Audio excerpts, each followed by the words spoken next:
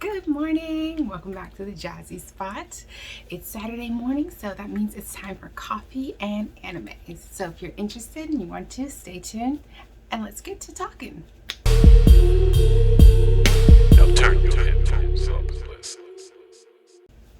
All right, so here on the Jazzy Spot, we usually try to focus on, I'm trying to focus on more black animes or animes that have black characters because we want more representation, black or brown characters. We don't care. We definitely want to see some more representation. So I have a new anime, technically not an anime, it's animation, new show that does have a spotlight character, and it's going to go to Kofi, and that's in the new Netflix show called Blood of Zeus. So let me go get my notebook, of course, so we can definitely be spot on. I could tell you guys what it's all about, and you guys can check it out and see if you're interested in it. All right, so Blood of Zeus is on Netflix. It's going to be about the Greek gods. It's a story of Greek mythology, and the premises, the basis discusses the gods versus the giants. So in the beginning, the gods had to defeat the giants, and peace kind of was brought over. And the gods went to Mount Olympus, where they reign, and they watched over the humans, and they were kind of made a peace track or a peace treaty, that said that they're not to really interfere with the humans. But that doesn't really work, of course, because we all know Zeus. Zeus loves to interfere with the humans, especially with the ladies. And well, that's kind of where our story starts, because Zeus unfortunately decides to sleep with a human and get her pregnant, and that's where Heron comes into the story. And it's basically Heron's journey throughout his time on Earth and him battling with the gods, demons, demigods, and everybody, and kind of getting the respect that he deserves. All right. So I will say I got even my dad to watch the show, which if you know my dad, he doesn't like anything, and it's really good. So it kind of gives me DC animated vibes. Animated.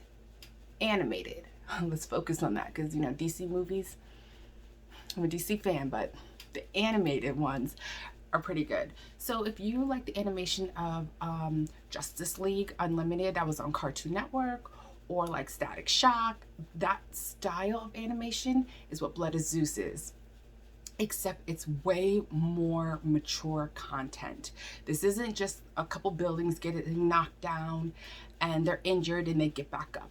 No, there's blood, there's guts, there's cussing. I mean, Heron is called a child out of wedlock so many times, I almost forgot his real name. It's definitely a little bit more mature. So this is, if you're trying to watch something with maybe like your kid or something, this one I wouldn't recommend unless they're older, of course. Again, sorry, I know I'm looking down, but I just want to make sure I covered everything. It also gives me the Justice League vibe with some of the characters. We meet, like I say, Heron, he's a good kid. He's growing up poor because he's a, looked down upon, and a lot of the villagers feel like he's cursed. So they give him no respect. They treat him like dirt. They treat his mother like dirt. And he's still a really good person, and he genuinely cares for his people, for his mother, and tries to do right. There's also a character, name is Alexia, which you will also meet in the very beginning. She's a warrior, and she's out there fighting against the demons that are kind of trying to take over the world, of course. That's always the plot. Someone always wants to rule. No one can ever just live in peace. That'd be too much like right. So the demons come because after the gods kill the giants, there is a human who there's a lot that he has to deal with, and he finds himself stumbling upon a giant, and the moment he touches the giant tells him to eat from his flesh and he will become stronger.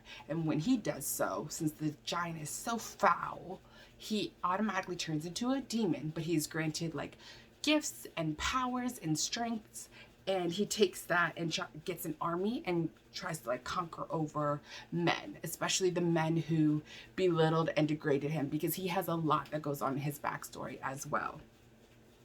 Hermes definitely gave me Flash vibes, and he was probably my favorite character, one of my favorite characters. I love how they drew him. I love how they drew his speed. I thought it was like magical. You know, it was literally stunning, absolutely beautiful, pretty like hues of color that shimmered when he ran. And Hermes was a good character. He was a good guy. He really tried to help out. He was sneaky. He was always in somebody's business, but in a good way, because Hermes was on the right side. So he was trying to do right. So you do see a little bit of all the gods and goddesses there. Some of them are given bigger parts than others. We, of course, see Poseidon, Hades, Ares. Ooh, Ares, the way they drew Ares, it's like you just knew he was exactly like his sign. He was just angry. I mean, you walk in the room and Ares is just like what's the matter, Ares? Like nothing has even happened yet. You don't even know what this meeting is about, and you're ready to throw fireballs and tear up the kingdom. Like, calm down. I wish that it was longer. It's only 8 episodes, so it's a very quick bust through. I mean, I think the episodes could range from like 35 minutes, 40 minutes or something like that. I don't think it's a full hour, so it's super quick. I watched it in one day, and I wish it was longer. I hope that they do another season because that's how good it was, and I feel like they can just keep going. It doesn't have to be about Zeus. It could be, the next season could be about Poseidon or Hera or Hercules. I mean, there's so much with Greek mythology. We can continue to go deeper with it, and it was fun to kind of like be refreshed about it because I hadn't well, of course we all kind of studied Greek mythology in school, but it's action packed. Like I said, it's 8 episodes.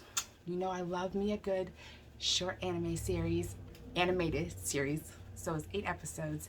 And the main event, why we're here, is we have a black character. Yes, we do. And he is a not main character, but a good side character. He's definitely there. He comes in a little bit later on in this series, probably like the 3rd or 4th episode, and he's there till the end, and I love him. His name is Kofi.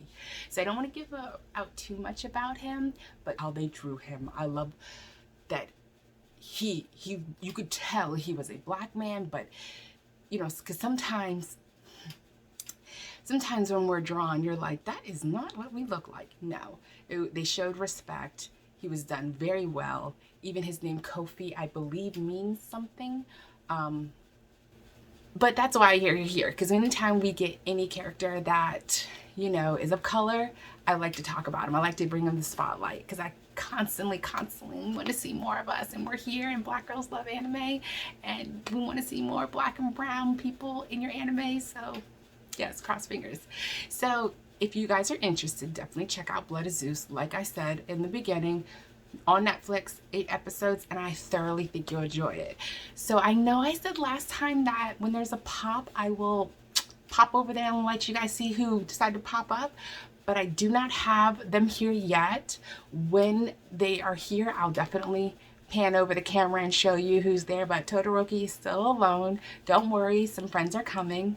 So yeah, I hope you guys like this video. I hope I was a little bit more comfortable in this one than the last one. If you do, subscribe and go down to the comment section and let's get going. There's some new animes or animated series coming out with some more people of color. I'm watching one right now. It's really good, so I can't wait to do a review on that in a few days. What else is there to do except coffee and anime?